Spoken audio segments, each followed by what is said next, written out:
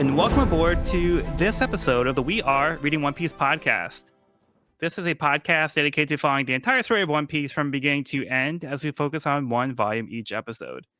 We keep the discussion spoiler-free for new fans of the series, so this is the perfect place to follow along, whether you're new to the series or just want to revisit the world of One Piece with us. This week, we will be covering Volume 39, Scramble, which covers chapters 368 through 377.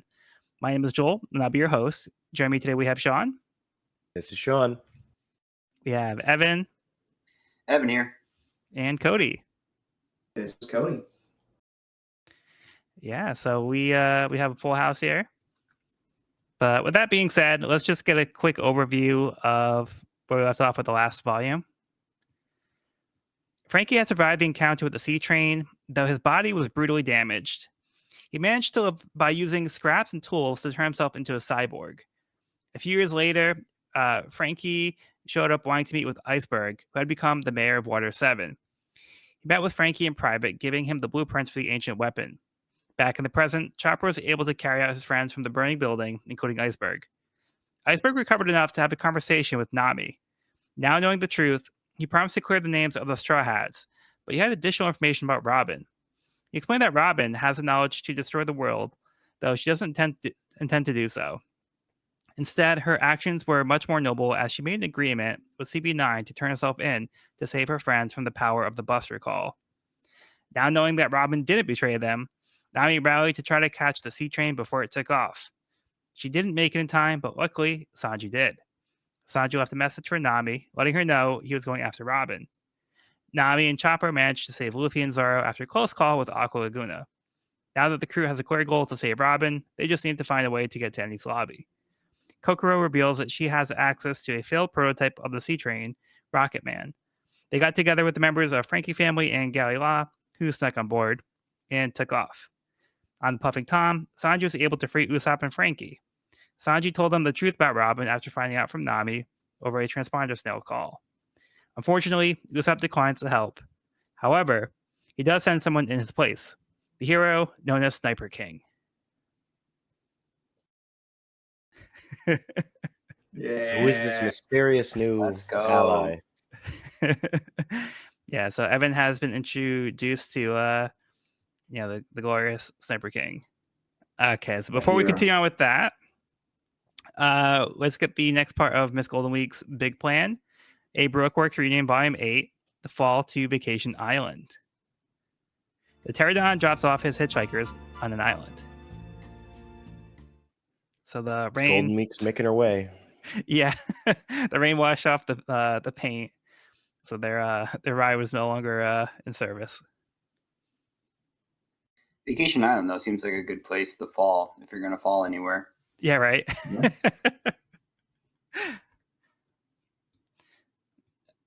Yeah. Okay. Any thoughts on this one before we get into the chapter? Yeah, pretty simple. Okay. Moving on to chapter 368, Sea Train Battle Game. Sniper King sings his heroic theme, which confuses Sanji and Frankie. Sanji concocts a plan to take out the government forces on the train.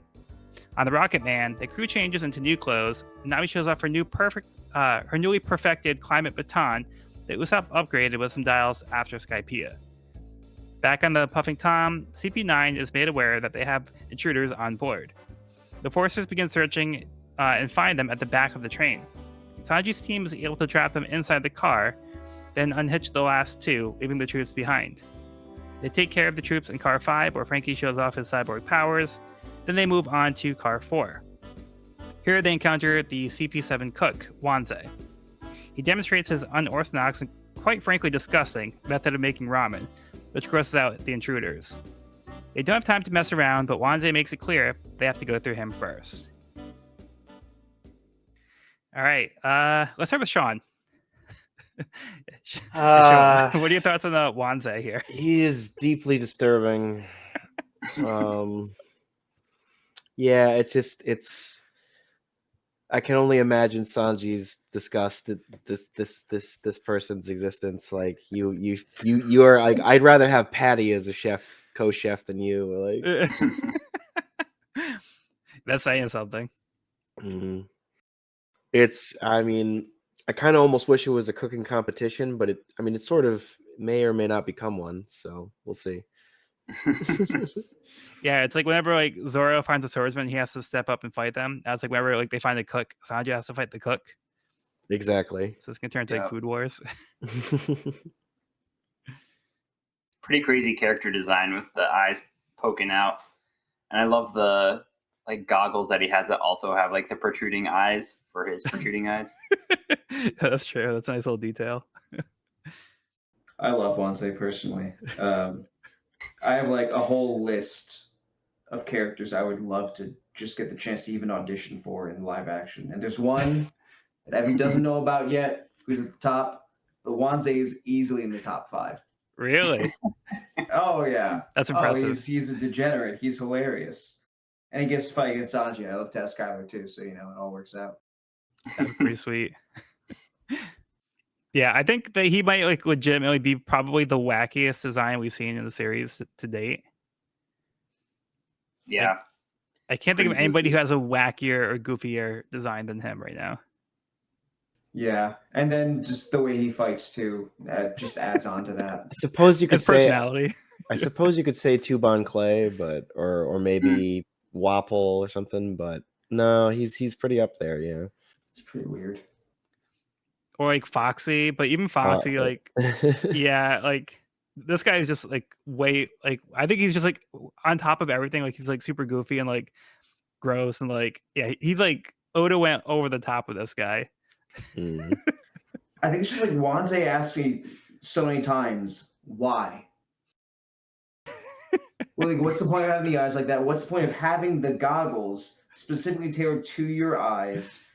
I just noticed the tattoos, but now I'm wondering why he has the tattoos. But there may be an actual reason for that. Why do you make ramen that way? Just why are you like this? Why? But I think the cast has an appropriate reaction to him. Like trying not to really take him seriously. And like he's like, "Oh, here you go, eat up." And like, "No, I'm not gonna eat that, dude. Are you crazy?" You're like, whoa. Yeah, You can't go first. You can't go. No. So like they say he has like nose hair that creates like a fishnet, and he strains like the flour from his nose. Like he puts the flour in his mouth and it comes out his nose, and that's why it makes the ramen noodles. Just for those who can't see the page. preheated. Instant ramen. Instant. I love that he describes it as a little bit of trivia you should know. Yeah, then What else can other you make with that? This whole setup there. It's not pasta. I don't know. Never mind. I'll ponder that at 2 a.m. To be honest with you, when I'm I asleep. don't want to know the answer. So. Yeah, not particularly. But yeah, and then another note, we have some fun moments here with Frankie showing off his bulletproof body, but then he has a vulnerability to the back, which Cyber King puts to the test here. That was a funny fact. It's like, oh yeah, he built himself, so he could only work on the front of his body naturally. It just feels like the most like this is already absurd, but they're like, let's take it one step further by just being like, well, logically, I could only do this much. I'm like, yes, logic is definitely a part of this. Yeah. Like a man self-operating on himself to turn himself into a cyborg with like a refrigerator stomach. Okay, that's fine, but he couldn't reach his back. Like, come on, it's just physics. Like That would be absurd.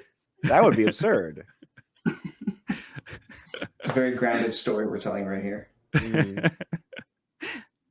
But I love that little detail because it's like he thought about it to like that degree, but it's like that's where you draw the line. Like, so yeah, I just think that's like a funny little detail that it does make sense like within the context of that situation. But yeah, you're right. It's kind of just ridiculous all around. It's just so nice that an author trying to, I guess, feed one's suspension of disbelief or like counteract that just ends up being insane. Yeah. And what do we think of their plan here to outsmart the enemies? I mean, it's a plan.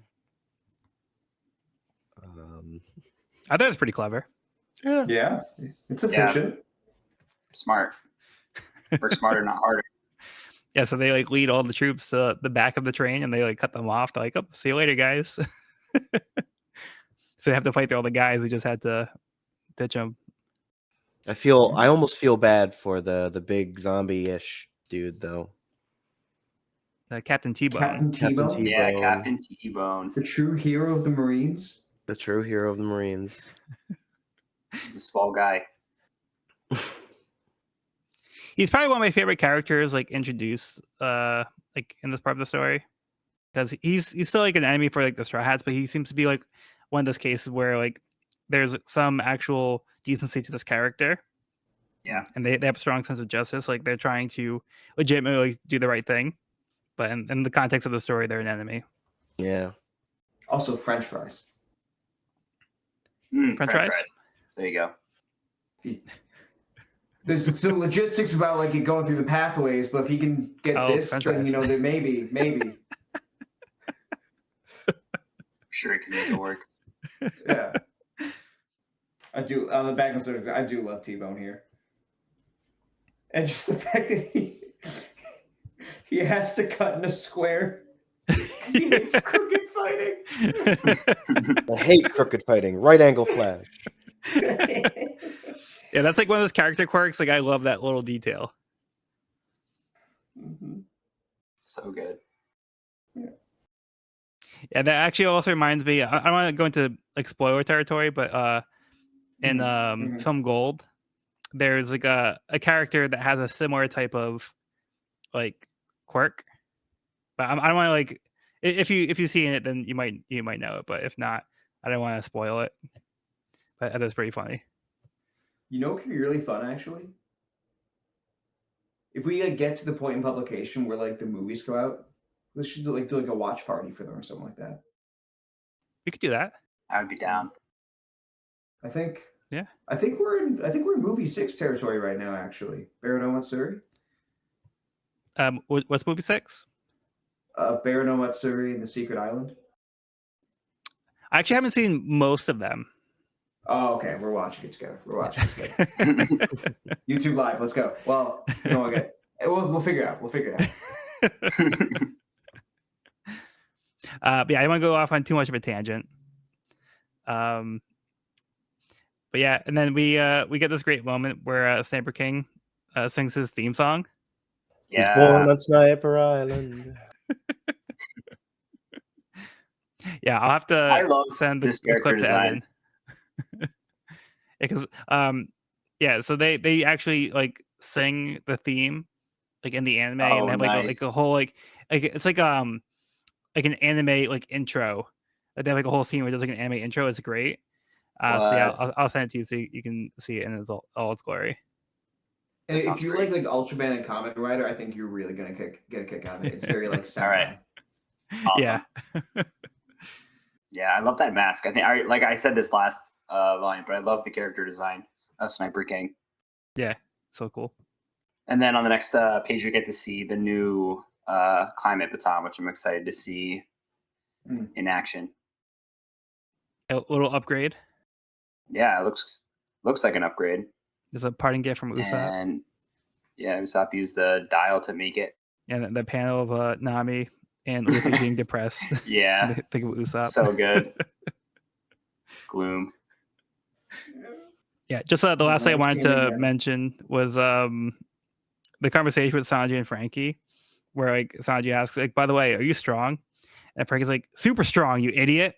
I'm particularly strong this week. Oh yeah. Especially this week.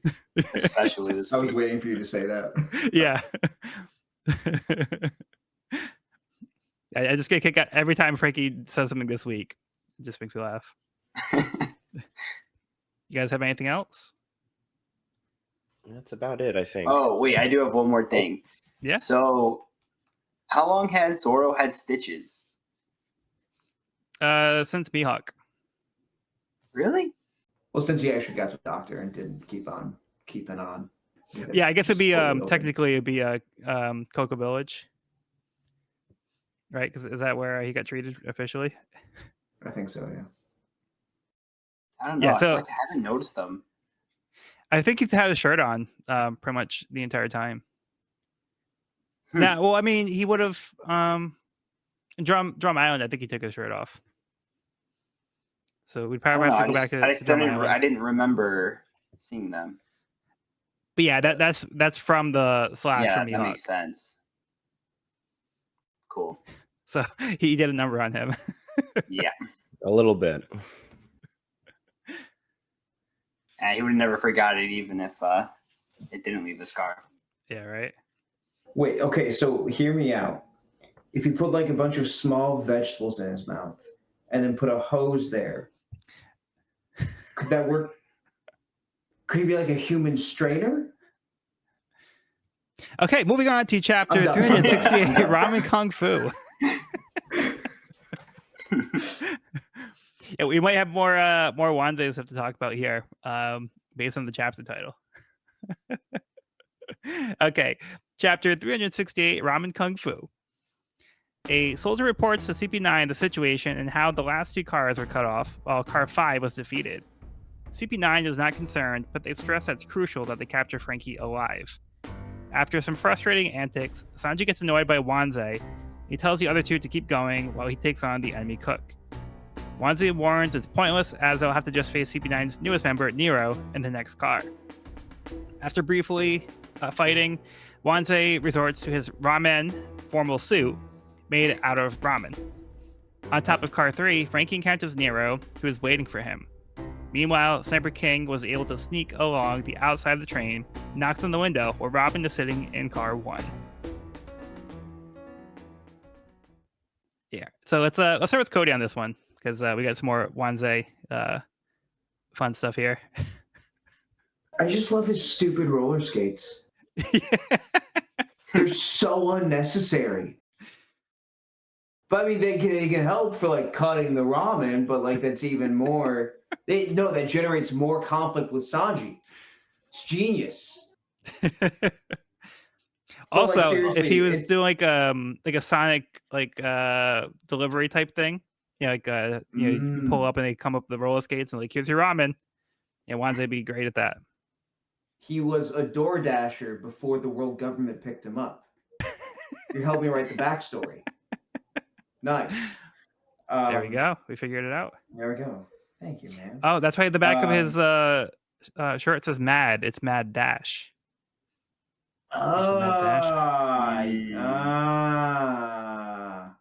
Okay. I think we figured it out. Pieces coming together. I do think it's really interesting that he can make the roller skates go on fire from the friction, I guess. I thought they were like That pizza is- cutters, like more than wheels. Yeah. Like yeah, for like totally. a rolling cutter for like cutting noodles or cutting pizza. Yeah. Yeah. For the fun. Yeah. That's how it works. You know what? Let's see. I just love he's just like a little troll. Ramen Kung Fu. Ramen Kung Fu. But he's just so. he just gets so swept up in everyone else's wackiness, or why by I guess bringing to his own. Like, oh god, I thought I was gonna die, or just like getting. Does he get distracted by the eyebrows in this chapter? I'm trying to remember. Because the fact that he just gets so like drawn into that is also wonderful. He's so silly, and I'm here for it. Yeah, I can't remember if it was this one or not. It might have been the next one. Might be the next Sorry, one. Oh no, it is. No, it is this one. It Is this one? After Sanji kicks him 12 times, he kind of no, it's your eyebrows. They distracted me. Can you kick me 10 times? Buddy, it was 12. It's a good line. It's a good line. Yeah. I also love how Sanji's fighting But yeah, with his I'm hands in wrong. his pockets. like most of the fight. Yeah, he's committed to not using his hands for the Yeah. fight. It is a nice touch. Speaking of a not so nice touch, that punch to Nero looked pretty brutal. That Frankie gave him. Yeah, so we have two concurrent fights here. Sea Weasel, Nero. The sea weasel, like an otter? Is an otter a sea weasel? Is the sea weasel a real thing? No, maybe. I honestly could not tell you. I feel like an otter would be a sea weasel. We're asking some big Or questions. or maybe it's just a regular weasel who's out at sea. So because he's on the water, they call him the sea weasel. Like, kind of like a pirate, like a sea dog. Oh yeah, I Sea see. I weasel. get what you mean. Yeah. I don't buy it. So the sea weasel is Sea dog is a seal. nope. That's a fictional. Yeah, never mind. Are you looking up sea weasel? I did, and it's like the sea weasel in Selkie Agrarian is an otter species endemic to the Freelands. And I'm like, wait, the Freelands? It's like some It is an fandom otter. movie. Never mind. Well, isn't like a sea dog like what they call like people like out at sea? Yeah. Also, Joel, Sean, do you remember Nero being like bald? Because I'd forgotten about that. It was really jarring to me reading through his whole fight. Yeah, I forgot that detail as well. It took me a while to realize that as well because I didn't pick up on it like right away. And then they show him later without his hat. I was like, where are his sideburns? What's going on? It's more like a naked mole rat then, right? Yeah. I love the last panel of this chapter with peeking in and his nose is bent on the glass. That was a nice touch. Who? I mean, Sniper King. I don't know who this character is. oh shit. He's been written out of the story. I'm going to have to edit that out. Sorry, when Sniper King peeks in the window and his nose is bent up against the glass is a nice touch. Yes. Oh, Robin does call him Mr. Longnose for some reason. That's a little weird. Weird. Wonder why that I is. shouldn't have much to go on. She's not wrong, though. This is Mr. Longnose. Yeah, I mean, I don't really have too much to add here. No. Yep. You guys ready to move on? Ready. Yeah. Yep. Okay, let's move on. Miss Golden Week's Big Plan, A Baroque Works Reunion, Volume 9. The Navy was on Vacation Island. The former Baroque Works members find out that they aren't safe on this island as the Navy is here. So maybe this wasn't the best place to be dropped off after all. Well, Miss Golden Week everyone doesn't look they too won't concerned. mind them. Yeah. I feel like the ice cream man's hair kind of matches the ice cream. Oh yeah, I didn't notice that. It does look like a little like ice cream swirl. Yeah. She's like, 3, please. They're all for her.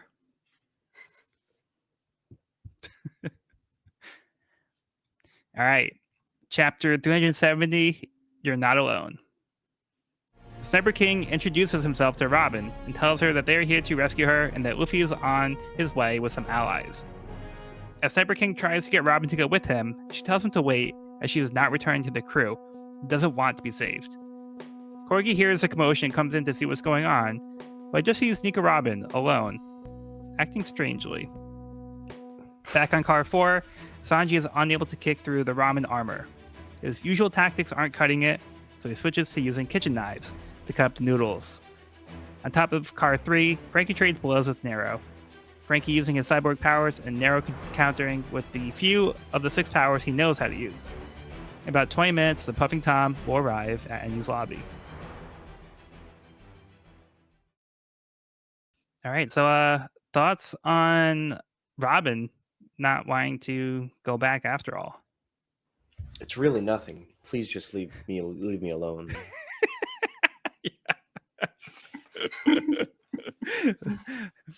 It's so funny. So good. Why is this woman goofing around? She seems so serious. I think Sanji would be very jealous. think so. Yeah. So she tells Cyber King like I don't have the slightest desire to be saved. Quit being so inconsiderate. So like everybody's going through their all through this trouble to try to save her. Like everybody's on the way, and she's just being like, "No, just leave me behind." Like, like I'm telling you, like just leave me. Yeah, she's like tripling down at this point. She's already doubled down. Now she's tripling down. Like, what else do I have to tell y'all? Do I have to Yeah. beat Like, you I with really an mean inch it. of your life? Like, And the fact that she's having this conversation with Soga King specifically, who is a friend of Usopp and understands Usopp's struggles, but is not Usopp, is so nice to me because her situation is such a great foil to Soga King's friends Usopp's. That Usopp is so worried about being left behind and not being worth it. Whereas Robin is, no, leave me behind. I am not worth it. And then Soga King heard Usopp's conversation with Frankie and really took what Frankie told Usopp to heart with the whole, do you think they'd be grateful to be alive knowing one of their crewmates sacrificed herself for them? Like literally what they talked about with the Mary. I think that's just, damn, Oda. Yeah. Yeah. Well put. I love Sanji using the knives, and I almost wish he would use them more than he actually does, but I also respect his reasoning as to why specifically he can use them now, but does not use them any other times. Like, I just use these for food. They are not meant as weapons. It is the whole thing. But man, for this brief moment, it is cool to show just how effective he could be. If theoretically he was less morally, if he was less moral and less committed to that cause, he could potentially be that much more deadly in combat. But I also respect his ethics in not doing so. But it is cool that we get this one moment where he's like, I can just let loose because I am cutting pasta. So. Yeah. It's literally being used for food. So. Yes. Yeah. I love how he justifies it. Yeah. So good. Yeah, I love that moment as well and that reasoning. So to me that's like definitely a standout moment for Sanji, and I think it's like a fight in this arc. I just love that detail, and he does make that decision in this very specific context. Just like the really badass Sanji panels per capita is off the charts. Yeah. In this chapter. Yeah, so true. Yeah, this is a really great Sanji arc. And we see some cool fighting techniques from Frankie as well. Yep. Top side. Frankie's also getting down. Yeah, see, he like takes like a glove off his hand and reveals like a robot hand underneath. So like it's like it keeps going like deeper. Like there's more layers like to like the cyborg body than you initially think at first. Yeah, like Yep. Yeah, like at first he's like, oh, he's like a human, and then he's like, oh, he's got like all these like weird like robot parts to him and stuff, and yeah, so he's kind of like Inspector Gadget, like. Yeah, he's got a lot of tricks. And it looks like he's also like blowing fire too. So not only does he have a refrigerator stomach, he can also breathe fire with his Frankie Fresh Fire. I also just love like the fact that their reactions to each other are so mirrored. And that shows in the punch and the kick at the same time. It's very fun seeing a dynamic like that. Yeah. Yeah. And Frankie's able to withstand the Tempest kick that Nero throws. Yeah. It's good to know. And then when Nero gets like knocked off the sea train, he uses the moonwalk to come back, and then like they both like surprise each other. They're like, "What are you?" All right. Anything else? Okay, let's move on. Miss Golden Week's big plan: a Baroque Works reunion, Volume 10. Today, fun hunting down the survivors. Hina, Full Body, and Django are here while trying to track down the remaining unaccounted for members of Baroque Works. All right, so we have a little reunion here. It's like Hina kind of got stuck with the cleanup duty after Alabasta, which we know that she wasn't thrilled about. So, but she's here with her goons. Vacation Island seems pretty rad. You can catch some rays while we catch some bad guys. One way to do it. All right. Let's move on to chapter 371, The Honorable Captain T-Bone. While Luffy wonders if they are there yet, and the people on board Rocketman reenact the excitement of blasting through the Aqua Laguna wave, they start to approach the train cars that the Puffing Tom left behind. Luffy launches over to see if his friends were on board, but he quickly confirms it's just a bunch of government people. As they try to figure out how to get past the train cars without crashing into them, Luffy tells Zoro to cut the cars in half. They safely pass between the halves of the cars, but Zoro instructs not to put their guard down, as there's another threat up ahead. He sees some Sea Kings have been cut in half as well, so Zoro knows that there must be a formidable opponent. Captain T-Bone, determined to catch up to the Puffing Tom, has decided to run along the tracks after the train. He notices the approaching train behind him. Zoro gives him a chance to stand down, but T-Bone's justice will not allow him to do so. They face off, with Zoro being the victor. Zoro admires his opponent, but says that they have burdens of their own to worry about, as the Rocket Man chugs on.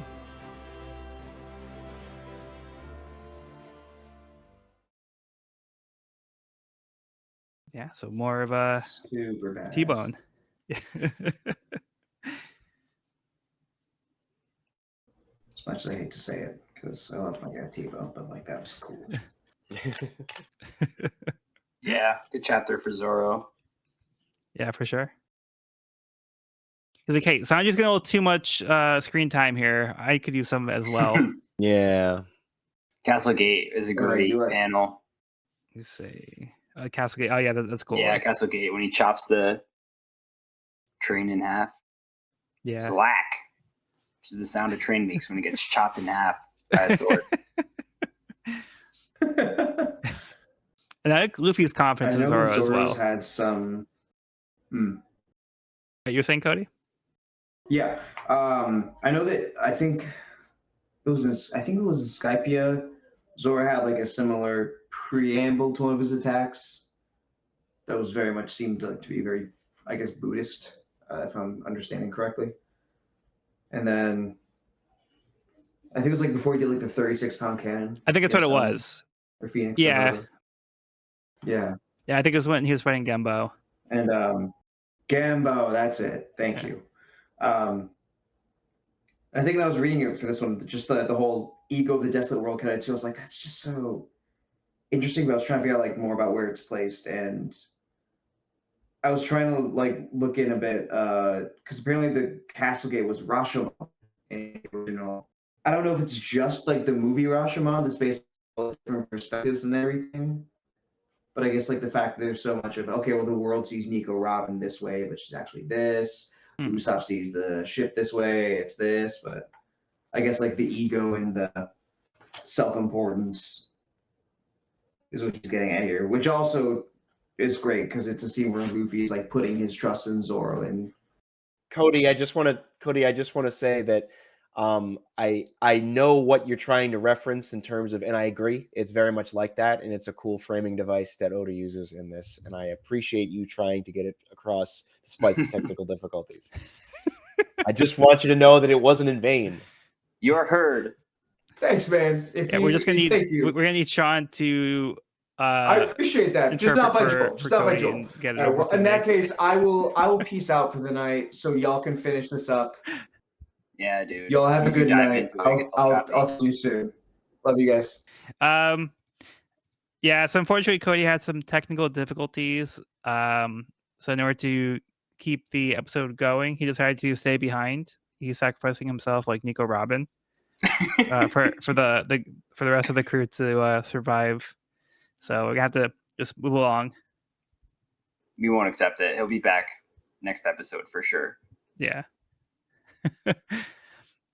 But yeah, so we're talking about Zoro taking care of this train, cutting it in half. Yeah, this is a really great chapter for Zoro. I love the three sword style bull demon with there's like an actual shadow of a bull head behind him, which is super cool. And then he follows it up with a really awesome finishing move on T-Bone. Yeah, even Who we hate to see it, but it's Yeah. it's still a great finishing move. And yeah, even Zoro, like I feel like he was like pretty honorable at the end, saying like, "I'm sure your burden of justice is heavy, but we have our own burdens." I thought that was a cool line. yeah, I like that too. And that once again, he's respecting his the skill and like his opponent. It's not so much Yeah. like a Kabuji situation where he was like mocking his opponent, like taunting him, like you're so far beneath me, I'm gonna like hurt myself. Right. This is like I recognize your skill, and I'm sorry I came to this. Like he even like gives him a chance to be like, hey, you can back down, but this is your last warning. And then T-Bone can't. So yeah, Zoro has to take him down. Yeah, as soon as he saw the Neptunian, the work that was done on the Neptunian, he put the headband on. Yeah, I love that. Missed, and then went to 3-sword style. Yeah, it was after. Yeah, after he did used 2-sword style on the. Yeah. Yeah. Yeah. So after like the threat seemingly passed, he then puts the bandana on, and then he's like, yeah, like there's somebody strong up ahead, so he gets ready, knowing like by seeing the signs, like he should get ready for like a real fight. Very cool. But then he kind of takes out T-Bone pretty easily, but I think it just shows like how strong Zoro is here. Yep. But I also love how they find T-Bone running along the tracks, like chasing after the train. Like that's how determined he was. He was running on the tracks to try to keep up. Yep. Yeah, certainly a likable character. No, I liked earlier where Luffy jumps to the train car, and then he's like, "Hey, like Sanji, you here?" And then like they start shooting at him, and he's just like he puts his arms up in the air to make like the acting. Nope, he's not here. Yep. And then with a big smile, he's like, "Cut it." Yeah. Zoro very nonchalantly says, "Gotcha." Gotcha, he says. Yeah, it was a fun chapter. God damn it, I was muted again. Sorry. Oh no. I keep doing that. It's because I'm sneezing Yeah. and then I'm like, or blowing my nose and I mute it. Yeah, I appreciate that. Yeah. If we don't respond for a while, that's probably what's happening. Yeah. Cut Do it. you have It's in the anything to way. add there? Okay. It's just like, yeah, like the Gordian knot of One Piece. Do you guys know the Gordian knot? Yeah. Okay. Yeah, I know it from Batman Zero. Yeah. not the original. Not initially the original reference, but yeah. He has to chase the sea train. God damn, T-Bone. What a beast. What a beast. Even Zoro's like, it's how admirable. Yeah. Yeah. All right. Sorry. That's about it. No worries. All right. So we good to move on? Good to move on. Okay. So I did want to mention the SPS here because we had somebody asking about Michael and Hoikel. Oh, yeah. That's right. We even got a depiction. Hoikel and Moikel. Yeah, so Oda did draw like we have official little art sketch. Yep, a little sketch of them. Amazing. Yeah. So somebody was asking about what they look like. So then Oda says, so people really did wonder about these guys. I got a lot of questions like this. Well, sure, they're so bad. Lulu and Tilestone were convinced that they were assassins who went after Iceberg. Michael and Hoikel, prepare yourselves and take a look at these two delinquents affiliated with a certain gang. Water 7 Back Alley Elementary School, 6th grade, group 5, age 12, left, Michael, right, Hoikel. In 6 years, they've been sent to the counselor 620 times. They've broken a total of 997 school windows. Their record includes reckless bull riding, shoplifting from the supermarket, etc. The motto, super. Their idol, Frankie. They respect Polly too. So they're these elementary school kids. Hilarious. Good for them. They were already like just like hilarious enough, like based on their names, but now get the background of them too. I think just makes it even funnier. So good. Well, people did really wonder about these guys, so I got a lot of questions about this. Yeah, so just wanted to point that out that Oda went over that in the SBS. Excellent. Okay. Moving on to Miss Golden Week's Big Plan, a Baroque Works reunion, Volume 11. Mr. 2, an expert at breaking out of prison. The former Baroque Works members find a wanted poster for Bon Clay on the wall. Amazing. And not to interrupt this with more Hoikel and Moikel stuff again, but this Please is do. the exact kind of thing that I feel like if the One Piece live action gets to this, they will have two characters in the background that like look like the little art like they did with Mr. Seven or something. Yeah, it's Mr. 7, yeah. And that would be amazing. That would be the greatest. so great. That would be the greatest deep cut of all time. But okay. Now we're all going to be Not the last expecting... of Michael and Michael. We gotta like if at some point whoever they cast as Frankie is just like, I wish Hoikel was here right now. Like that's all I need him to say. Like or there's like these two little kids hanging out at the bar getting milk with Frankie at Blue Nose. Exactly, and they look like the that would be perfect. That would be perfect. Okay. Yeah. So it looks like they're after Bon Clay. But for right now, moving on to chapter 372, Plastic Surgery. Frankie and Nero continue to battle on top of the sea train. Nero's able to discover that Frankie's weakness is his back. Frankie counters that he can't be hit from behind if he lays down, but he can't really fight back like that. However, he does have an ace up his sleeve. He asks Nero if he's heard of a centaur. Frankie demonstrates his transformation. He turns into a centaur by splitting his legs in front of him. Over in Car 4, Sanji cuts up Wanze's armor to pieces. Sanji says knives are only for cooking and puts him down to switch back to his usual fighting style. Wanze is horrified to see that Sanji butchered his face by making him look more attractive. Outraged, Wanze tries to take Sanji's life, but Sanji is able to finish him off by kicking him through the doors into Car 2, where CP9 is sitting.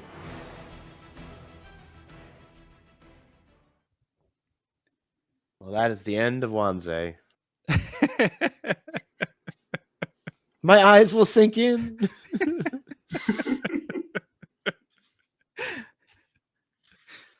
I think my face has gotten smaller.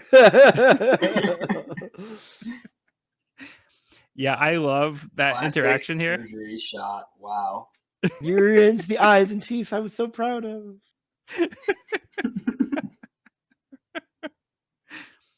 Now how my goggle's going to fit.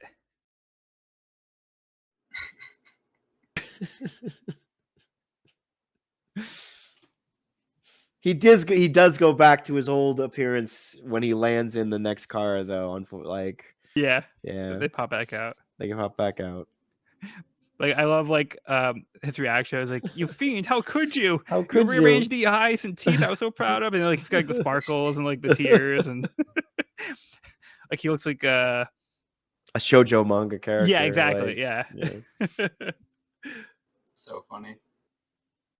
And then even like the next page when he takes out the giant blade, he still has like the sparkles and stuff. Yeah, I also love how Sanji tells me he's committed 3 crimes. First, you called yourself a cook in front of me. Second, you wasted food. And third, you insulted our crewmate. Give me back my individuality.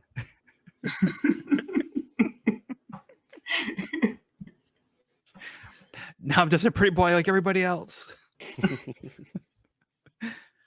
Yeah, this final kick though is very satisfying. Yeah. Such a cool drawing. Looks like he's got 3 legs.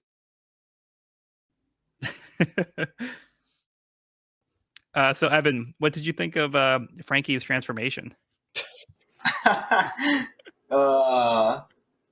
It's almost what I was expecting, but not what I was expecting. How could you expect this? Save your criticism, So Evan. Frankie. Yeah. I thought that was a really funny variant on the centaur. I also love Frankie's like signature dive, which he does on the page before. Just looks Where like he's the like, like "Whoa." full straight dive with his hands out. Yeah. Like that's a classic Frankie dive. He just like hits the deck and then does like a roll. Yeah. He strikes his pose when he goes centaur. It's pretty hilarious. I'll see that in my nightmares. Yeah, right. The like half legs is kind of creepy. I love how he like sets it up to like strikes his poses. He's like, "Have you ever heard of the monster they call a centaur?" And then does his whole little dance and then strikes a pose as he splits his legs in half.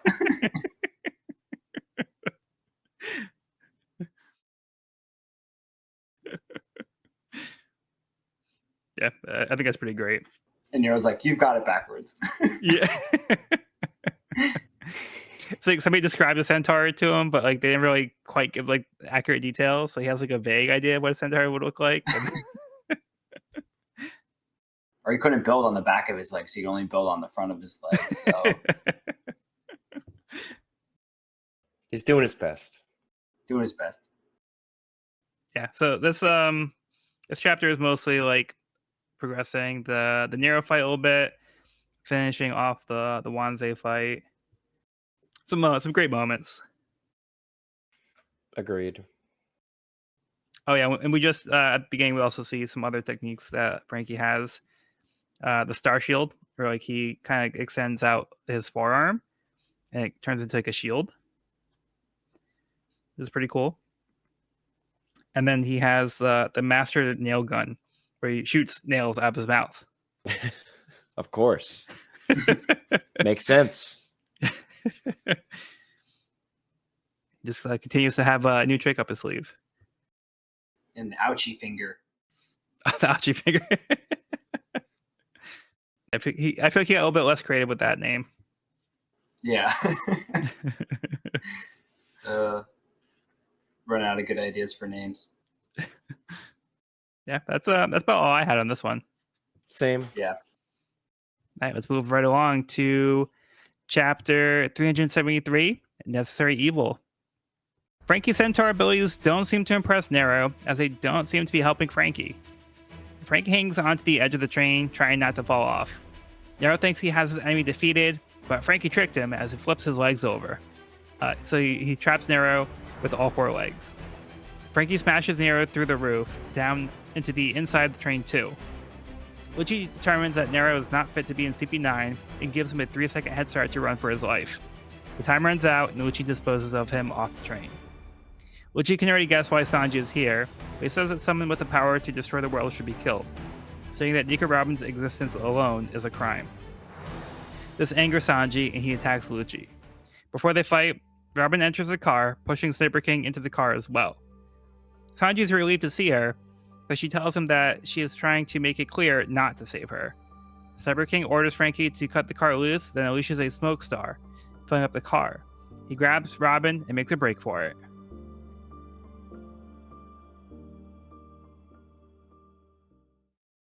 All right, thoughts on this one? The conclusion to the Frankie fight is pretty great. I love that use of the centaur form to take down Nero, and a great finishing move to the Ultimate Hammer was Yeah, that was pretty cool. awesome. That looked great. Yeah, not the way you would expect the centaur to be used. No, but it worked perfectly. Yeah. Yeah, so he kind of tricks him into thinking he's falling off, he's helpless, and then Frankie's like, "Yep, perfect time to grab you." Yeah, See and, more cold-hearted Uchi. Yeah, I was gonna mention that as well. Man, ever since he's gone full CP9, I feel like he hasn't smiled once. He's just like completely dead serious all the time. Yeah. And in this moment, taking out one of his own CP9 agents. Yeah. Pretty brutal. Oh, and to Cody's point earlier, we can see Nero's haircut. He's not completely bald. He's got like a little bit of like hair on the top of his head. It's kind of three stripes. He Mhm. looks like little so- ear type thing. He's sort of got like the punk Homer Simpson going on. Yeah. That's a choice. Hmm. Not the best choice, but it is a choice. Yeah, so it shows how like cutthroat and like ruthless, like, you know, it is to be in CP9, and like how high the standards are. It's like this guy didn't know all the 6 powers, and like, yeah, which he's just like, yeah, you're not going to cut it. Like, you're not even worth saving, so we're going to just dispose of you right here. Nigga Robin is ours. Yeah, and we get Uchi's views on Robin and how she should die because she's too dangerous to live. Even though Mhm. Robin has said specifically that she has no intention of activating the ancient weapon, but just the fact that she can, Uchi sees that as reason that she should be killed. Oh, here we go. Here's a smile from Uchi. It's when Robin comes in and essentially says, like, I'm not going with you guys. Like, I better turn myself in. And then Uchi laughs. Yeah, but it's a cynical laugh. Yeah, it's like an evil laugh. It's not like, Hardly haha, like bounce.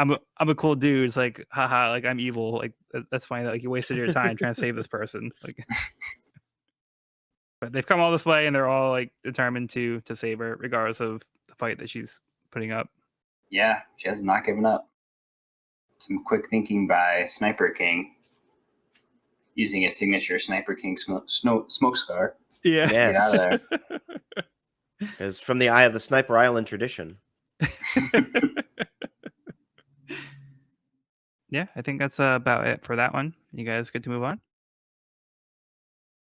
Good. I'm good. All right. Miss Golden Week's big plan, a Baroque Works reunion volume 12. We tried disguises. Miss Golden Week, Mr. 5, and Miss Valentine's Day put on disguises to hide from the Navy. Seems like a good plan. Yeah. I love like Miss Golden Week's like big puffy hair. 5 still got a big 5 tattooed on his chest. Yeah, and Miss Valentine's Day didn't change her earrings. Mm. But she changed the rest of the outfit for the most part. Miss Golden Week's wearing her like Where's Waldo get up. That means they'll never be able to find her. Yep. That's how that works. Okay, let's get into chapter 374, Scramble. Luffy sees Yokozuna blocking the tracks, shouting at him to get out of the way. Sanji's team tries to catch their breath now that they've broken away from the rest of the Puffing Tom, but Khalifa uses her thorn whips to hold the train cars in place before they could get away. Bluno pulls the trains back together, so now they're facing CP9 once again. Sanji is unable to break through Bluno's iron body, but gets pretty close. Robin incapacitates Sniper King, to Sanji's surprise, as she once again tells him to leave her. Frankie has been moved by his new friend's situation and decides to sacrifice himself by jumping into Bluno, pushing him back and freeing the car. It turns out this was in vain, as Bluno is able to open an air door inside the other car, grabbing Robin and pulling her through the back to the Puffing Tom. Before she goes, Sniper King says he suspects Robin is still hiding something, but tells her she can't leave the crew without the captain's permission. He says to have faith in Luffy. Bluno tells him that Robin won't betray their agreement, explaining that Robin was the sole survivor from her island after a Buster Call destroyed it and everyone on it. She knows the horrors of the Buster Call, but will not risk it being used on the people she cares about. Sanji is outraged that they would use something like this as leverage on her. Bluno tells him it's in the name of justice and closes the air door. The train is now approaching the Nightless Island and Enies lobby.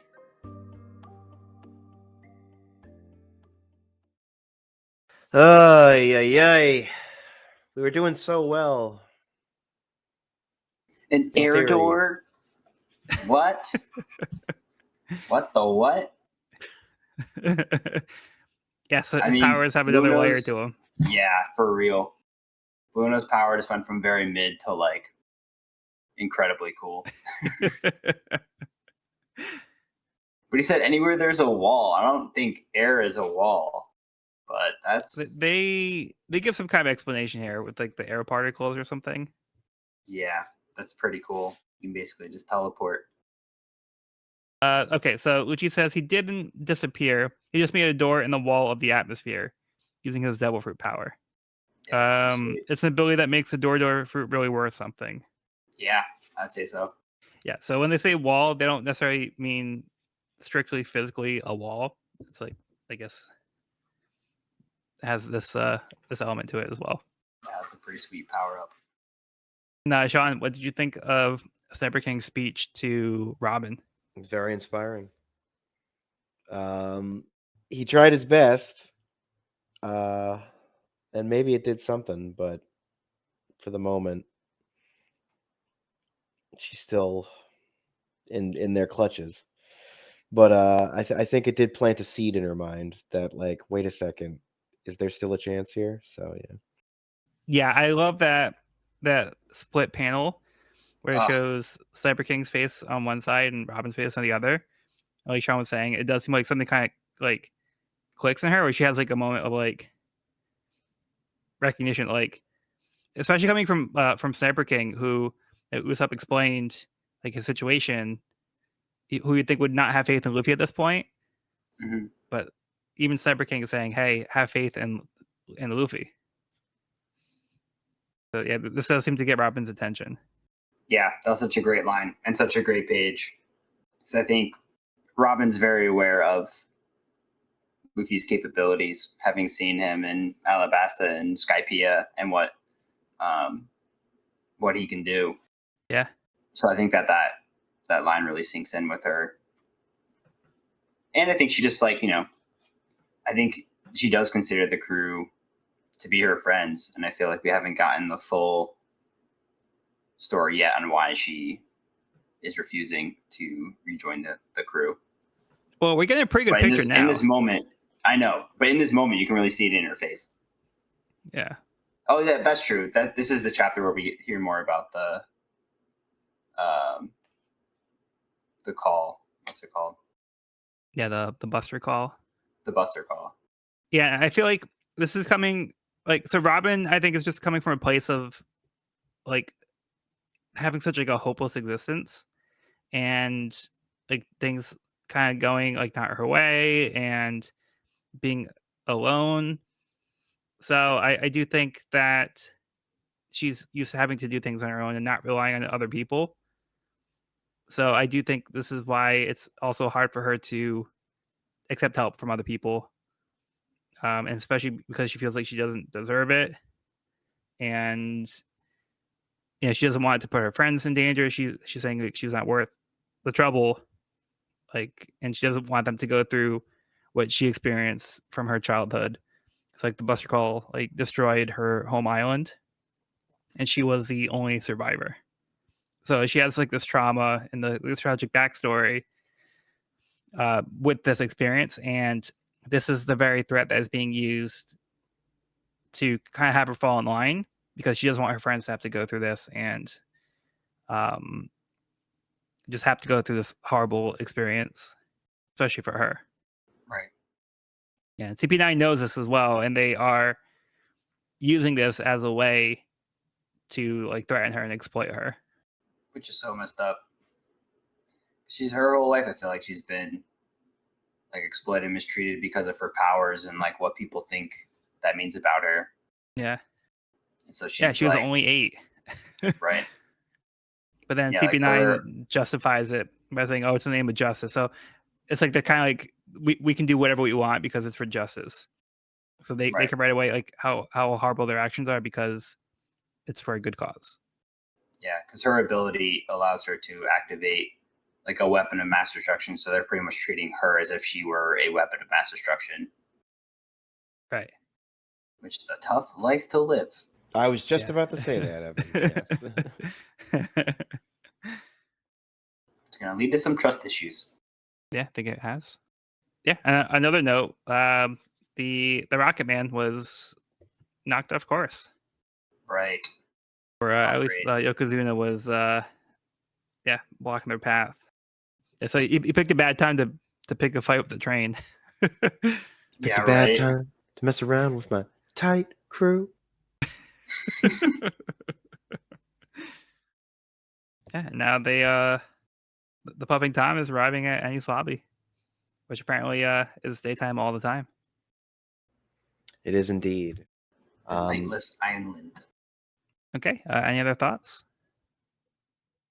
Okay, moving on. Joel, I am gonna have to invoke my ability to pop off here, unfortunately, because it is 1:30 and I have work in the morning. But Okay, yeah, no worries.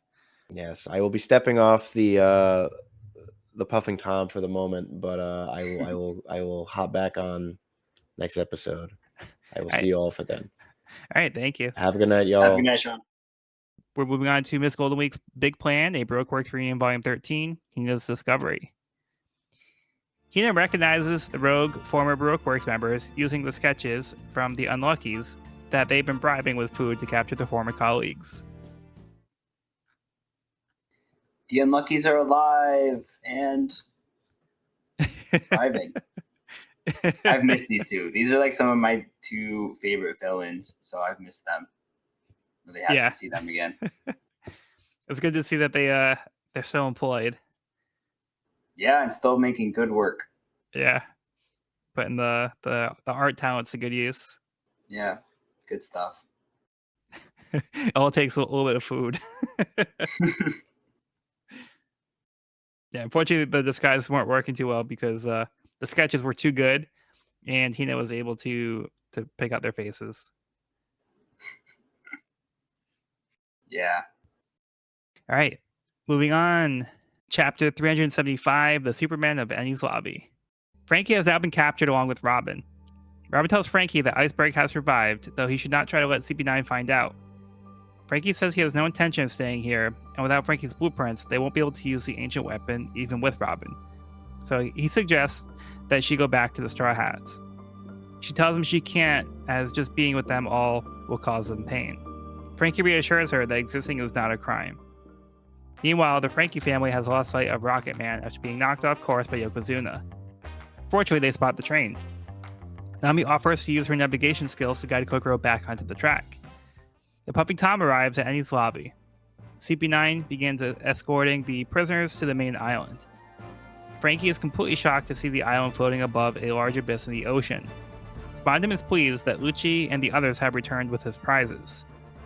This is the first time all 8 members of CP9 have been together in 5 years. Although Spondum is less pleased with Kumadori, Jabra, and Fukuro's performance on their last mission, as Fukuro had been the one to leak information about their assassination, resulting in a higher death toll. Back on Rocket Man, they reunite with the King Bulls just in time as they are now approaching Enies lobby. Oh man, so much happens in this chapter. Yeah. But starting with Frankie and Robin's moment, I feel like Frankie shows some real heart here and just has an amazing line. Existing is not a crime. I thought that was perfect, like a perfect summary of after hearing Robin's story and after seeing the dedication of her crewmates trying to win her back. I feel like Frankie's heart's in it now. Yeah, he has a strong opinion. I think it also harkens back to Frankie's backstory with the battle Frankies, where like just creating these weapons wasn't necessarily like a bad thing. Like Tom tried to teach him that it's how they're used, but them existing is not a bad thing. Right. So yeah, the same could be applied to Robin in this case. Absolutely. We even get a little flashback of Tom. Yeah, so you can see that kind of rubbed off on Frankie. Yeah. It was a great moment. Yeah, so directly contrasting with what Lucci says, so we can see which characters have kind of the right idea here. Yeah. For sure. Great moment. And then we have like a little detour with Rocket Man with Yokozuna knocking them off course. Right. Then they have like a cool like interaction with Nami. Like, oh, I'm a navigator, so I can help us get back to where we need to go. So she's able to kind of like use the currents to find the best one to get them back on the course. So I think it just shows like how skilled she is Yeah. at being a navigator. Yeah. Nami and Kokoro bonding, and Yokozuna and Luffy bonding as well. Love Don't rip at me. I'm gonna eat you, you jerk. So good. And then moving on, we arrive at Enies Lobby, which honestly, I thought this was going to conclude before they reached the island. Yeah. Like, I Especially thought the way this was gonna everything was conclude going. on the train. Yeah, I thought this was Yeah. definitely going to be resolved before they got here, because it seems like such a death sentence to arrive Right. here that, like, I thought it was going to conclude before that. But so I was shocked to see them get off this train and arrive at Enies Lobby, which is such a cool architecture, like this huge, intimidating building with like these massive, like keyhole shaped doors. Such a cool design. I really enjoyed that. And yeah, then and the like floating island. Yeah, so cool. So there's just like a hole in the ocean where it's creating like a waterfall, like a circle, but it's like massive waterfalls. And then like part of the island is just floating above like the abyss. Very precariously like jutting out. Yeah, Pretty and then neat. like in this page, they actually will talk about this in the next one, but you can actually see the gates of justice in the background. It's kind of faint. Yeah, no, you see it better. I think in the next chapter. In the next one, yeah, they'll go over it. Yeah. But I noticed at first, but you can actually see it here as well. Oh, that's so cool. Yeah, that's another amazing design that I really enjoyed. Pretty cool. And then we see Spandam step out of there, who we all detest. Goddamn Spandam. Yeah, and we're also introduced to like the rest of CP9. Yep. Who are all also interesting characters. Yeah, to say the least. Yeah, Kumadori is like always looking for an excuse to like commit. Was it Harakiri? Yeah, like wants to take the blame, and then it's pretty funny. And Jabba's just kind of like chill, but then Fukuro has a zipper mouth, but that doesn't seem to stop him from blabbing. Yeah, he's the one that leaked their plot and ruined their assassination attempt. And it caused like a bigger incident than it was supposed to be. It was supposed to be like a covert thing, and he comes and makes it this whole big thing. Yeah, it's pretty hilarious. But I also did want to point out earlier too, when they got off the pumping Tom, and Frankie bites a dude's head. Yep. Like, look out! This guy bites. He just chops on his head. Yeah, Frankie is not going quietly. Like this guy's whole head fits in his mouth. Yeah, they had to like chain up Frankie too. Like Robin's like, she's got handcuffs in the back of her head, but Frankie's got like the chains like all around his whole body. Yep. Yeah, Robin probably just has like 3 prism stones. You probably don't have any cuffs big enough for his massive forearms. That's true. Oh no! Once again, I'm spilling his hot coffee. You can't seem to God, not yeah, spill coffee. Right.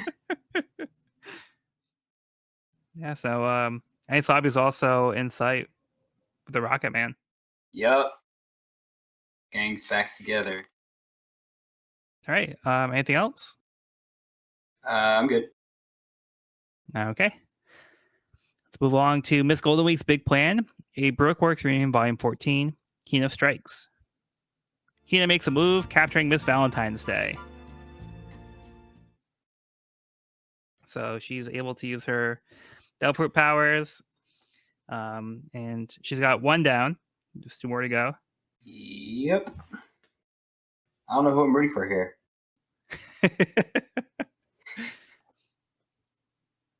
That's true. Kind of like both sides of this fight. Yeah. Well, I guess we'll have to find out how that continues in the next volume. So for right now, let's move on to chapter 376. I got it. Luffy and Chopper are in awe as they meet their new ally, the hero Sniper King. They can tell he's a hero because he has a cape. Before they arrive, Sanji explains that CP9 has been exploiting Robin's trauma from the bus recall as leverage. Luffy doesn't understand why she has been against him saving her, and he insists that he won't let her be killed. Paul had been to Enies lobby in the past to perform some maintenance work, so he draws up a map from his memory and formulates a plan. They will crash Rocket Man into the front gate and cause a distraction, giving the Straw Hats an opening to infiltrate. Now that they've arrived, they can see the massive doors called the Gates of Justice. Behind those gates is ocean filled with Sea Kings. As they prepare to enact their plan, they wonder where Luffy is. Luffy has gone off on his own and jumped over the iron fence, completely ignoring the plan. The Navy troops begin to panic at the intruder. Despondent tells them it's just one person, so they should be able to handle it. Luffy is able to handle his attackers with ease. Just when the chaos began, the King Bulls have now crashed into the front gates. The attack on Enies lobby has commenced.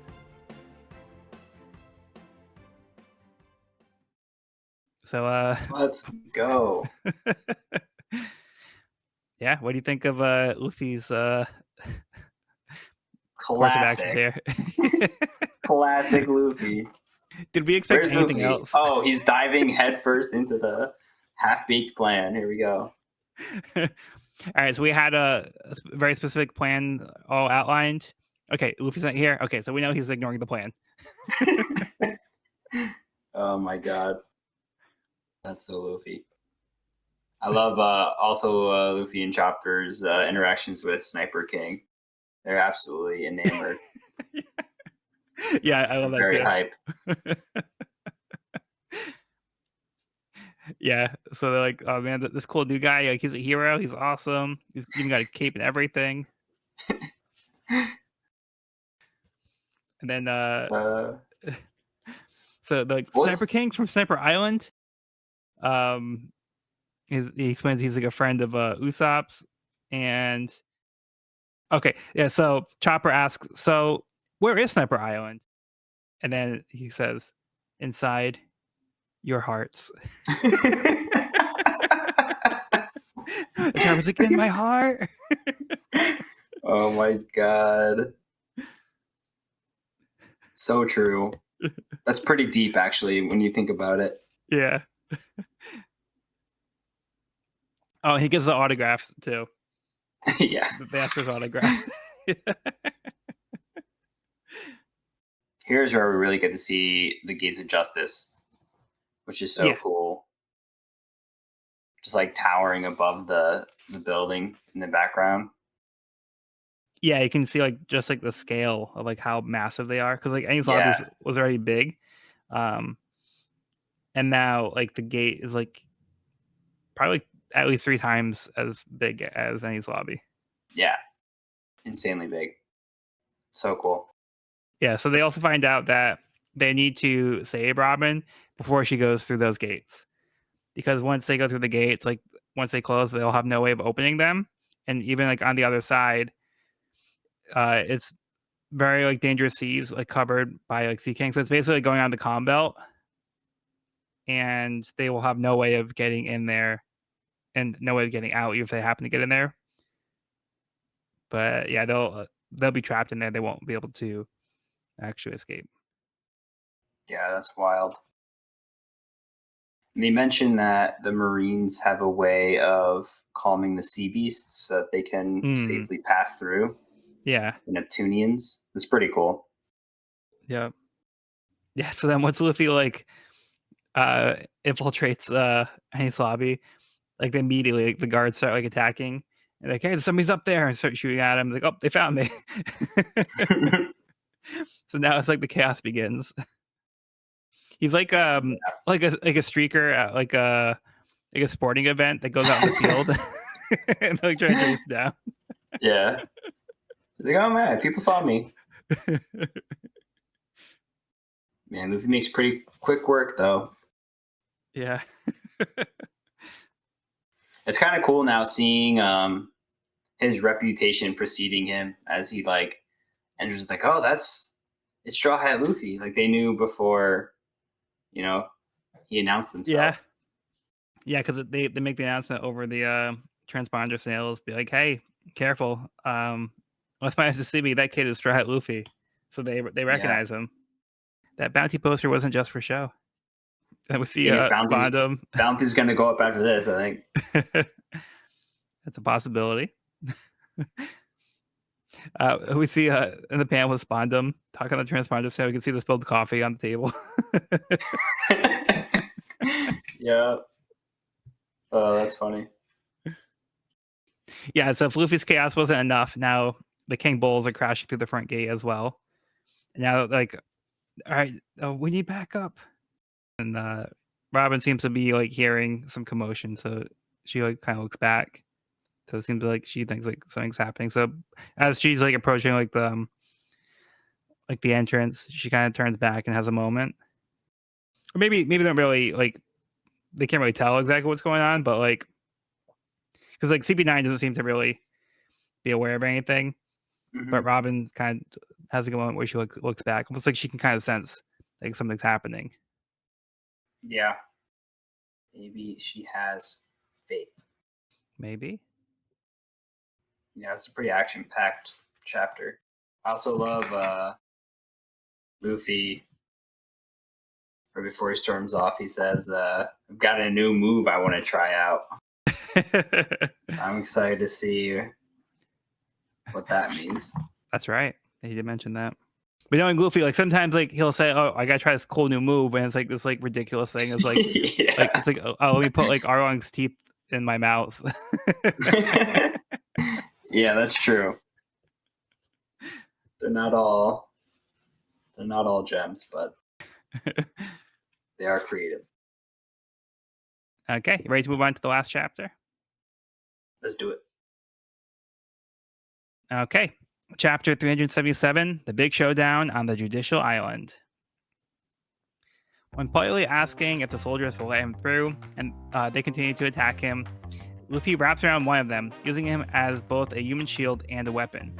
They are no match for Luffy, but he can't afford to waste time on these small fries, so he launches himself up the side of the wall. Spam shouts over the transponder signal to wake up all the guards, including Oimo and Kashi. Jabber doesn't understand what the big deal is, it's just one intruder. Spandam explains that this facility bears the insignia of the world government. Attack on this place is an attack on the world government itself. The fact that someone would dare attack Enies lobby is an embarrassment. Galley Law and the Frankie family continue fighting the forces at the front gate, blasting their way through. Here, they are met by two giants, Oimo and Kashi. Meanwhile, Luffy finds himself surrounded on all sides. They ask how many people are with him. He says he's by himself and they need to get out of his way. Oh boy. I would listen to him.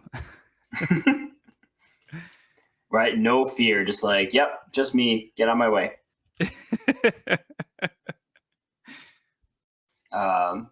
But back at the beginning of the chapter, we get to see that move he was talking about. The ally robot. Hilarious. There we go. Pretty great, actually.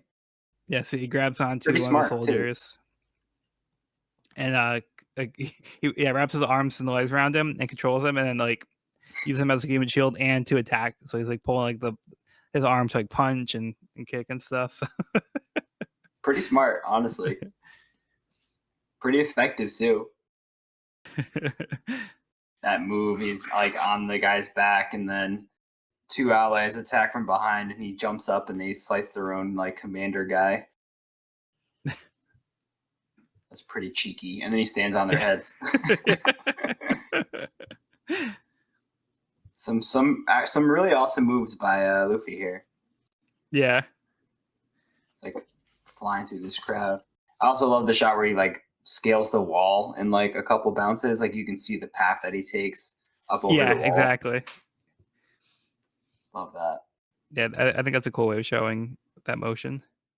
And I also like this panel where he's like jumping through their blades. So like there's like the two guys who try to Yeah. slash him, and then he jumps through like the And opening, and then he proceeds to does kick like them both. yeah. Yeah. So good. In full rage mode. Yeah, so Spot mentions here that Enies Lobby has the emblem of world government. So that's what we actually see on the Gates of Justice. Hmm. That's the symbol for the world government. It's almost kind of like it's like five. It's 5 circles with like one in the middle, and then like the lines connect to the outer circles. They can kind of get cross shape. Yeah, it's pretty neat. Yeah, so going forward, if we see that symbol, that's a sign for the world government. Yeah, you see it on like all the flags around here, and Mhm. someone was wearing it that was on the ship, I think. Possibly. I don't I remember who it don't was. know offhand. Yeah, I don't either. I remember seeing it earlier. Maybe it was on T-Bone. I don't recall. Yeah, and now we also see the forces are coming through the front gate, but now they're met by the gatekeepers, the two giants. Yeah. So this is our second time seeing giants in the series. Yeah, it's quite a panel of their reveal. We got like 2 massive giants, and then there are also like 3 smaller giants who came with the Frankie. I think with the Frankie Rose, right? Yeah. So they're big. They're big dudes, but like I don't think they're necessarily giants. They could like have like some kind of giant in I them, mean, but like regular dudes don't even come up to like their knee. yeah, They're they are massive. like way bigger. But sometimes there are just like big people in one piece. But like these guys are like actual giants, though. Like Yeah, insane. yeah, they don't explain like the Frankie family people being like giants. Well, they're just kind of like there, Yep. But even them, like they're like nothing compared to these giants. Yeah, pretty crazy. Although should have expected stiff defense at the gates of justice. Yeah, yeah. Just like on the next page, like you can see how many people are surrounding Luffy. It's like as far as I can Yeah. see, there's like people even going up like the walls. And I actually just noticed Panda Man. What? I never find Panda Man, but like, I actually see him over here. So he's on the left page, just Oh, to I the see right of him the speech too. bubble. Yep, there he is. Wow. So Panda Man stuck out into Enies Lobby before Luffy did. Now he's using the commotion to blend in. Wow, look at that. Is that our first Panda Man spotting? It's the first one I noticed, like, without like prompting. That's awesome. Good spot. Yeah, because I was like looking at like all the people and be like, how far did they go? And that's why Panda Man just kind of chilling there. Wow, yeah. The more I look, the more people I see. Because there's people like up on the buildings, like in the Yep. alleys, on the stairs. Like everywhere. It really is like a full city of people standing in a circle around Luffy.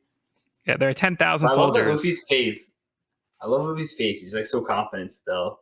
He's like completely unfazed. Yeah, I'm by myself. Get out of my way. 10,000 versus Very 1. badass. I like those odds. Yep. Yeah, so that's where we left the volume.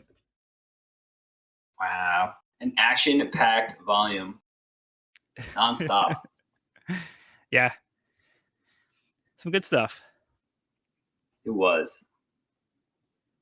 Yeah, so we have now left Water 7. And that means it's technically the end of the Water 7 arc. When they reached Enies Lobby. Yeah, so I think technically a few chapters before this point. But yeah, during this volume, we reached the end of Water 7. Wow. Yeah, so how about we get your ranking for the arcs? Sure. I'm definitely gonna rank it. Well, do you want to in give us S tier. do you want to give us a me to read through rundown? them? Yeah, sure. Yeah, just give us the So- context for where you are. Currently, my rank is as follows: S tier, Alabasta, Arlong Park, Baratier, Skypiea. In rank A, Drum Island, Little Garden, Logtown, Jaya, Romance Dawn, Syrup Village, and B rank, Long Ring, Long Island, Whiskey Peak, Reverse Mountain, and Orangetown. And where do I put Water 7? I feel like it's got to be S rank for me, just the way that like the inner conflict with the crew. I feel like we saw a lot of things that we haven't seen from Oda yet, so it was kind of it felt, I don't know, it felt kind of like new and exciting in a way that you know, our protagonists were challenged in a new way. Yeah, for sure. I think I'm gonna put it at the end of S before A, so it would go after Skypiea. But before I don't Drum know. Island. Yeah, I don't know. I feel like it wasn't quite as epic as Alabasta, Arlong Park, Baratier, or Skypiea. But again, it was still like a really good arc. Like I really enjoyed. Like I feel like I say this every time I review an arc, but like Oda, I feel like Oda just like he just keeps getting better and better. Hmm. Like I keep saying he finds his stride, but he found his stride, you know, multiple arcs ago. It's just like I just think that the writing gets like I don't know. Maybe it's a mixture of, you know, just being more comfortable in writing and having more confidence, but also us just knowing the characters more and having a deeper connection with all of the crew. But regardless, I feel like that combination, I think it just keeps getting better and better. Yeah, Which makes ranking tough. But it does. yeah, I think I'm going to put it S rank after Skypiea. Okay. How about So you? it'd be Alabasta, Arlong Park, Baratier, Skypiea, Water 7 in the S tier. Then it'll be Drum Island, Little Garden, Logtown, Jaya, Romance Town, Surf Village. Then Long Ring, Long Land, Whiskey Peak, Reverse Mountain, Orangetown. Yeah, For you. I think I'm happy with that for right now. Cool. For mine, let's see. My current rankings were Alabasta, Arlong Park, Jaya, Drum Island in S tier. A tier was Skypiea, Long Ring, Long Land, Baratier, Little Garden. B tier was Surf Village, Logtown, Orangetown, Romance Town, Whiskey Peak, Reverse Mountain. Yeah, so Water 7 is definitely one of the, I think it's one of the most popular arcs in the entire series, and for very good reason. Yeah. Like there was a lot of like you said, I feel like Oda took some risks with this arc, and it makes for a very compelling story. I do think there's like some kind of like slower parts of the story, where I feel like it kind of affects the pacing a little bit. Not to a point where it's like I think it's a bad like storytelling or bad pacing. I just think it might be reading volume to volume makes it feel a little bit slower actually. Whereas if you're reading it, if you were to read like the whole arc in one sitting, I think it would probably go a little faster. Right. But I do think kind of like going by volume, you kind of feel a little bit of the pacing a little bit more. So kind of for that reason, I would say I would put Water 7 in S tier, below Arlong Park, but above Jaya. So for me, I would go Alabasta, Arlong Park, Water 7, Jaya, Drum Island, Skypiea, Long Ring, Long Land, Barate, Little Garden, Syrup Village, Logtown, Orangetown, Romance Dawn, Whiskey Peak, Reverse Mountain. Nice. Right in the middle of S tier. Yeah. I mean, yeah, there's a lot to like about Water 7, and it was fun having the like, you know, secret agents and espionage, kind of like the assassination attempt and the mystery, and like, you know, really playing up Robin's role in the crew and getting some Robin backstory. Yeah. I guess that's if you count. So does like Puffing Tom arc, like does that all count on Water 7? Like as soon as they get to Enies lobby, and then it's the next arc?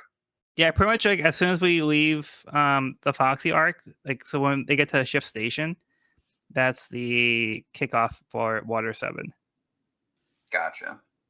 and that'll go up until this point when they arrive at Enies lobby. Yeah, I also think like there were good villains in Water 7 as well, because I feel like you meet the villains like before they are villains. So kind of I think add some depth to their characters as villains, and although we know very little to nothing about them, I feel like they're clearly incredibly powerful and fighting for justice, according to them. So yeah, and that twist is amazing too. I think it's one of like the best moments of the series. yeah, Is the CP9 reveal. But I also love Right. getting more of Ramen as well. Like I feel like Yeah. also Robin's like whole like motivation. Like there's like that playing with like your expectations of like, is Robin like a good person or a bad person? And we find Yeah. out like what Robin's intentions were and how they were. It was for the sake of the Straw Hats. That's like such a good growing moment for Robin, who's a character we've been like, can we trust this character? And we can see here that like she did this for them. Yeah. Huge payoff. Yeah. Yeah.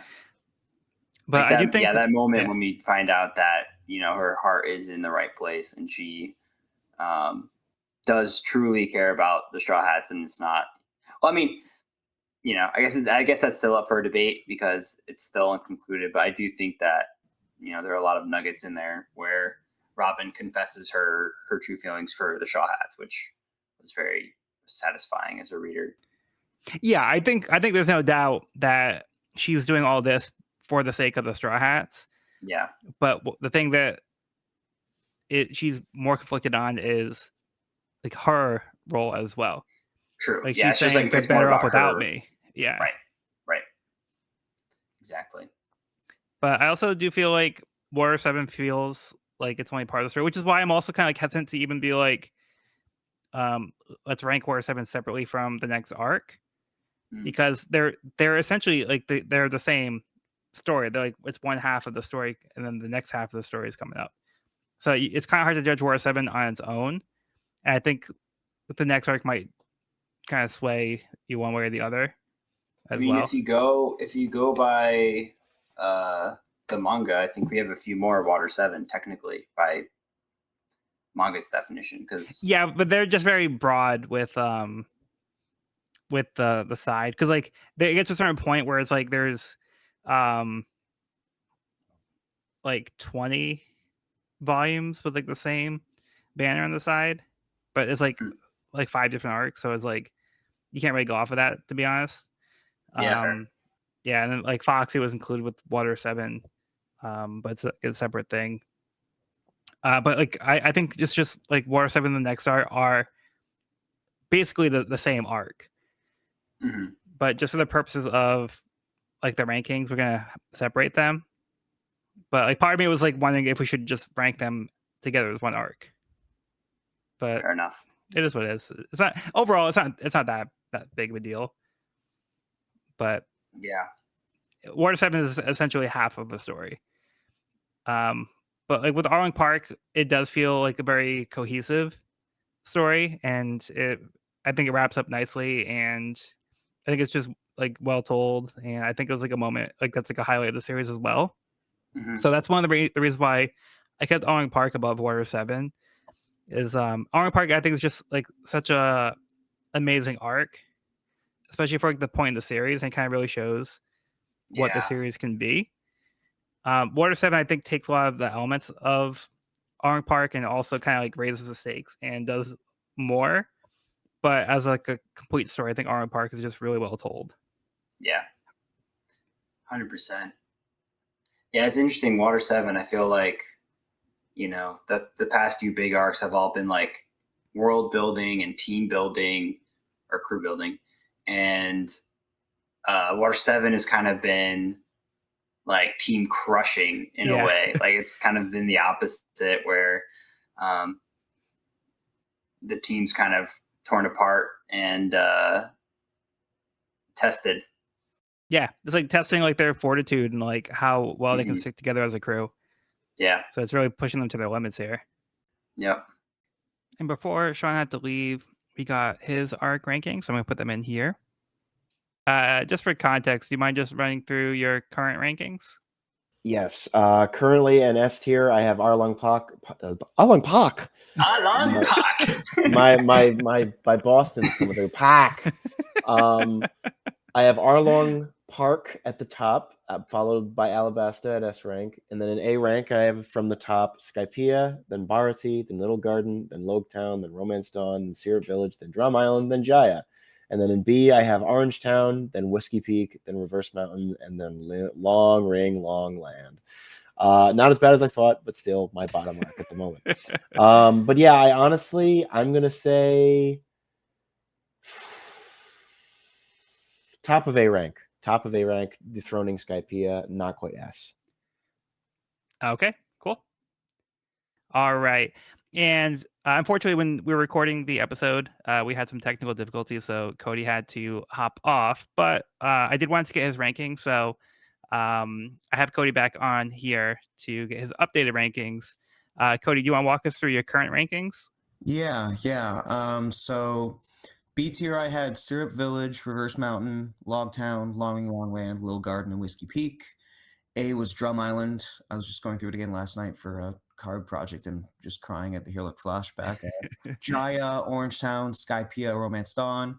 Then S tier, Bharati, Arlong Park, Alabasta. To me, those are the mainstays. Those are, I guess, what have redefined the story or pushed it to new heights, whether it's stakes or emotions or character development or what have you. And Water 7, Joe, there's a way to make an S plus tier in Tier Maker, right? Yeah. Because I mean, I can't. I think it's Water 7 just breaks the tier list. I can't move anything down because that's a disservice to the rest of it. But like Water 7 just nothing's on the same level as it in my mind. That's fair. Yeah. Yeah, I mean, we can unofficially say it's your S plus tier, but when we put it on here, it's going to be S tier because that's the highest that we have right now. That's fair. So yeah, but we guess we know what you mean. Yeah. I'll Photoshop mine. So just like a black square between Water 7 and the other three. No, because just man, I feel like there's all these. We've had these points so far where Oda just synthesizes what he's trying to do with the story, and this was another huge shift as far as bringing new pieces in, weaving them in so deftly, raising the stakes of it. I feel like there have been dark moments in One Piece, but there's never been just this overwhelming sense of, oh my god, what are they gonna do? Just from like the typical shonen battle strength standpoint, but also in this the core of this crew, everything Luffy has been trying to make so far. And the setting is just ingenious. It's this perfect blend of based on realism, but also so very One Piece. The supporting cast is amazing. He does so much with them in so little time. And just the structure of it and how everything happens at the perfect moment. It's just some of his best writing. And it's something that I think Water 7 should be studied, to be a real nerd about it. Yeah, and you make a lot of great points, and I think a lot of fans will agree with you. Like Water 7 is one of the peak arcs of One Piece, and I don't think there's any doubt about that. Oh yeah. And yeah, just like not like in comparison to like general storytelling, like with Shonen, a lot of times like the crew might be in danger, but in this case, like the crew itself, like at its core, is in danger where it's like we don't know the state of the crew because it's never been like in such disarray before. So I think this is where like War 7 is unique in the sense where it's like something that we felt was so like unbreakable is starting to fall apart. That's exactly it. That's such a great way to put it. All right. Yeah, it is. It's so far it is my absolute favorite. It is a hard bar to reach again. Yeah, and yeah, like I was saying, I don't think you're alone. I think a lot of people will agree with you. Oh, And Part of me And I wants love being to. hipster about these things. You know I do, but I can't with waters. I Oh cannot. yeah, we've seen the I rest of your can't. tier list, but no shade, no shade. Nah, you're good. You're good. You're good. Ugh. No, but that's the thing, is like these are very subjective, and we all have very personal opinions, and different arcs mean different things to different people. So we Yeah. all generally feel the same way about all of these arcs, but there's just certain ones that speak to us more than others, and that's why for me Water 7 isn't personally my favorite up to this point. Okay. But Really. it is one of my favorites. I think it's one of the objectively best arcs in the series. It's just not one of my personal. Well, it's not my personal favorite. Okay. And so you mean compared to the ones we've seen so far, or broader story as well? Overall.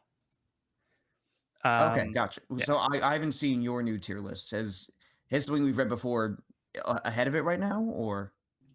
So I had Alabasta and Arlong Park above Water 7. Both of them, okay. And what's the separating factor for you? Like I was saying, I think it's mostly for Arlong Park in particular. I think it's a full complete story, whereas Water 7 isn't that full complete story. So I see think that. like overall Arlong Park, I think is just like a really satisfying, complete story, and yeah, I mean it's so tough because like it's like splitting hairs at this point. But yeah, like I think if we were ranking Water 7 and the next arc together, I probably would put that over Arlong Park. But Water 7 on its own, I think is I don't think I can put it above Arlong Park in that sense. That's fair. Would you put them both together above Alabasta? I don't think so, because I still love Alabasta. That's just a personal favorite of mine. Yeah. I kind of don't feel like I have the same level of excitement of Water 7 and Enies Lobby as most fans, but I know most fans will put that as their number one arc. Yeah, yeah. But I can see, but Alabasta, I can also see like it's so. It just raises the bar, and it's so ambitious in a way that One Piece hadn't been before. Yeah, and I don't even think I would argue that it's objectively better. Again, I think it's just I personally just enjoy like Alabasta, and like Crocodile is like such an amazing villain, like Broke works, and like the setting, and like Vivi as a character, and like just the way everything plays out. Like I just love Alabasta as an arc, and like kind of what it did for the story. And it's kind of like the first time we had something like so sprawling, because it was being built up for like multiple arcs, Mm-hmm. So I just really enjoyed Alabasta for like what it is. So again, I'm not even saying it's technically a better arc than Water 7, but Alabasta just, I think, has a personal resonance for me. Yeah, like what you get out of in like the aspects that appealed the most to you out of anything. I totally see that. Yeah, I feel like there's like very much like this macro versus micro split of like what parts we appreciate, which is pretty cool. The fact that can be a thing. Yeah, and that seems to be like with you as well. We put Baratie higher. That arc was just, it personally resonated with you more. Right. So I think that's like really interesting, but like I can totally see it. Decision. Like I wouldn't have expected it, but like it's really cool that for you Baratie was like so high. Yeah, there's got to be someone out there who says Longing Longland's their favorite arc. There has to be someone, and that's awesome. I would love to meet them. I want to meet that person. I want to like get inside their head for a second, but that's pretty cool. Yeah. But yeah. So there's a lot more to look forward to. A lot of exciting stuff. But yeah, I just wanted to get your general opinions on where Water 7 stands for you. I know you're looking forward to this arc. Even getting you on the podcast, this was a big like factor for you. So I'm glad that we're able to get you for Water 7. I'm glad I was finally able to jump on. And I'm hopefully I'll be able to jump on with more consistent presence from now on. That's Fingers crossed. Yeah. This was my Water 7 of is my recording setup gonna make it through this? You got hit by Aqua Laguna, so my microphone decides it's gonna just the keel of my microphone is broken. My internet connection says, "Well, if you leave them behind, I'm not coming either." Cody, will you ever speak again? You knew you couldn't win. You knew you couldn't defeat me. Oh God, yep, yep. My brain's breaking. This is fun. Yeah. Yeah.